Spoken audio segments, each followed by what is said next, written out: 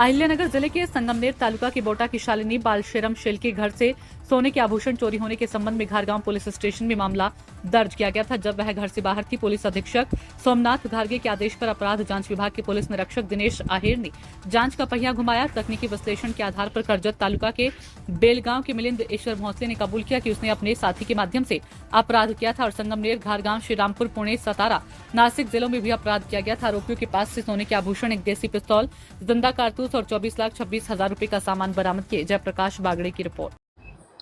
अहिल्यानगर जिल्ह्यातील संगमनेर, श्रीरामपूर, लोणी या परिसरामध्ये घरफोडीच्या घटनांमध्ये वाढ झालेली होती।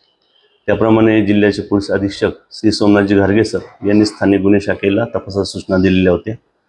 स्थानिक गुन्हे शाखेचे PSI धाकराव आणि त्यांच्या टीमने घटनास्थळाला भेट देऊन रेकॉर्डवरील गुन्हेगार मिलिंद उर्फ मिलन ईश्वर भोसले राहणार बेलगाव, तालुका आष्टी, जिल्हा बीड याला पथकाने ताब्यात घेतलेला आहे।